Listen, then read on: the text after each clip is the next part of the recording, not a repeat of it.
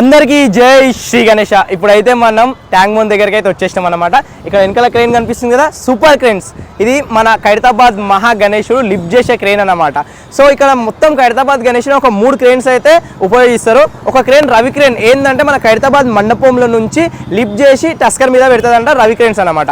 So ఈ super crane అదేవిధంగా Asian cranes అనేది ఉంటుంది కదా, ఆ 2 క్రేన్స్ ఏంటంటే మన క్రేన్ నెంబర్ ఏదైతే ఎన్టీఆర్ మార్గ్లో అరేంజ్ చేసిరో బోర్డు, అంటే క్రేన్ నెంబర్ 4, 5 అనేసి అక్కడికి వెళ్ళేసి ఇది నించుంటుంది. ఈ క్రేన్ సహాయంతోనే మన ఖైరతాబాద్ మహావినాయకుడు మన నిమజ్జనం అనేది చేస్తారనమాట. ఒక్కసారి క్రేన్ చూసేద్దాం, వచ్చేసేయండి.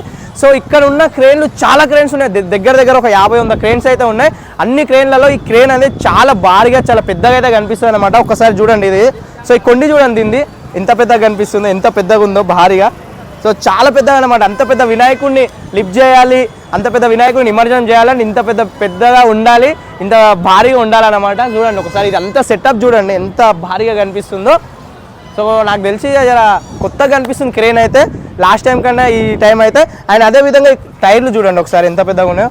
సో నా హైట్కి వస్తున్నాయి, దాదాపు నా హైట్ ఉన్నాయి, ఒక మొత్తం ఇంత పెద్దగా ఉన్నాయి టైర్లు చూడండి. ఈ క్రేన్ బరువు కానీ అండ్ గణేశుడు లేవట్టిన ఆ బరువు కానీ మొయ్యాలంటే మినిమం ఉండాలి. టైర్లు చూడండి भाई, पूरा कितने टायर्स आते हैं भाई क्रेन का? 16 टायर्स. आ जाओ इधर आ जाओ.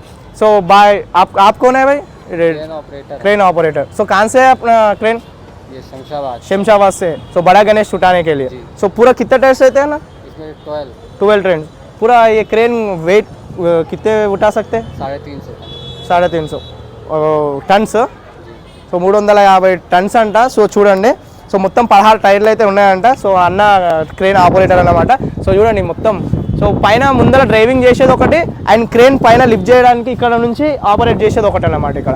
సో మిగతా క్రేన్లకు చూసుకుంటే మీకు డ్రైవింగ్ చేసేది అండ్ ఆపరేట్ చేసేది అంతా ఒకటే దగ్గర ఉంటుంది. కానీ ఇక్కడ చూసుకుంటే ముందర క్రేన్ దగ్గర నడిపేది ఒకటి ఉంటుంది, పైన ఒకటి ఉంటుంది అనమాట. మొత్తం చూడండి, అసలు మన కెమెరాలో పడతలేదు అనమాట మొత్తం crane.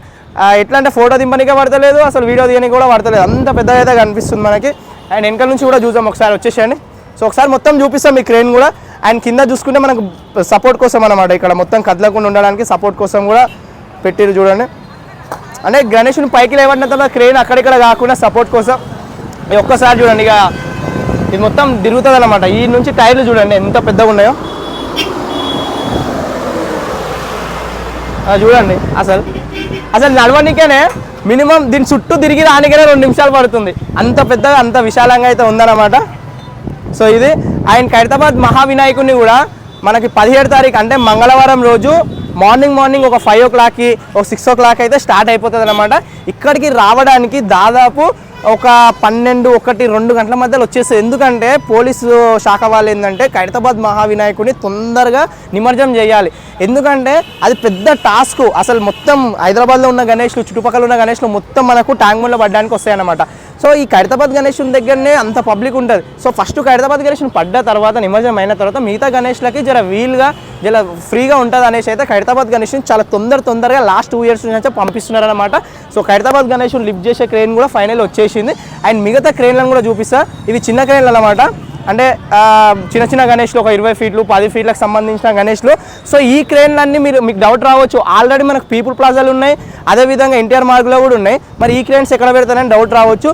So main tank bund మీద మెయిన్ అంటే బాలాపూర్ గణేష్లు అని అండ్ 20 feet 25 feet 30 feet గణేష్లు ఏవైతే ఉన్నాయో అవన్నీ ట్యాంక్ బండ్ మీద, ఏదైతే మన తెలుగు తల్లి ఫ్లైఓవర్ దాటిన తర్వాత పోతామో అక్కడ అరేంజ్ చేస్తారన్నమాట ఈ క్రేన్స్ అన్ని. సో ఇవి తీసుకొచ్చి మన హైమాక్స్ ఉంది కదా, ప్రసాద్ హైమాక్స్, ఆ హైమాక్స్ ఆపోజిట్లో అయితే పెట్టడం అయితే జరిగిందనమాట. చూడండి. సో మిగతా అంటే డిఫరెంట్ సంస్థలకు సంబంధించినది ఇచ్చిన. అక్కడ చూసుకునే ప్రకాష్ క్రేన్స్ అంట, ఇక్కడ దుర్గా క్రేన్స్ అంట, అండ్ ఇక్కడ గౌరీ క్రేన్స్, అంటే సపరేట్ సంస్థలకు సంబంధించి సపరేట్ ఉన్న వాళ్ళకైతే తీసుకొచ్చి పెట్టారు. ఇక్కడ దాదాపు ఒక 10-20 అయితే క్రేన్స్ ఉంటాయి చూడండి మొత్తం. సో అక్కడ వరకు అయితే ఉన్నాయి చూడండి. ఇవన్నీ ట్యాంక్ బండ్ మన తెలుగు తల్లి ఫ్లైఓవర్ ఏదైతే ఉందో ఆ తెలుగు తల్లి ఫ్లైఓవర్ మీద నుంచి ట్యాంక్ బండ్ నుంచి మొత్తం అరేంజ్ అవుతాయి అన్నమాట.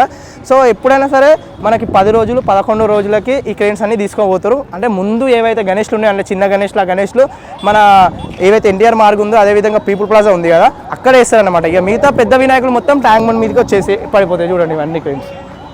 సో మొత్తం అరేంజ్ చేసి అయితే మొత్తం పెట్టేసారు అనమాట.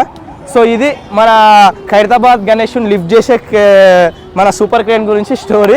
సో అదేవిధంగా మన ఖైరతాబాద్ గణేశుని మండపం ఉంది కదా, ఆ మండపం దగ్గర నుండి లిఫ్ట్ చేసి ఏదైతే టస్కర్లో పెడతారో ఆ క్రేన్ వచ్చేసి రవి క్రేన్ అనమాట.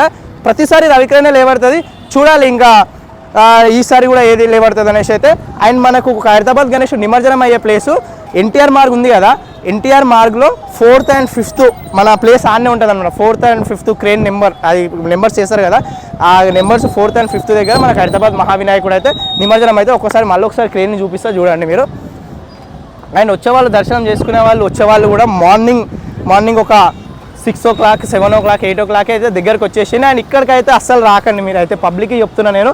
సో ఎవరేమనుకున్నా అరే మీరు గణేశుని దగ్గరికి రావద్దు అంటున్నావు, దర్శనం చేసుకోవద్దు అంటున్నావు అనుకున్నా పర్లేదు, నన్ను తిట్టుకున్నా పర్లేదు, చిన్నపిల్లలు ఆడవాళ్ళు ముసలి వాళ్ళు మాత్రం ఈడ ఎన్టీఆర్ మార్గ్ దగ్గర ఖైరతాబాద్ గణేశుని నిమజ్జనం అయ్యే టైంలో మాత్రం మీరు అస్సలు రాకండి.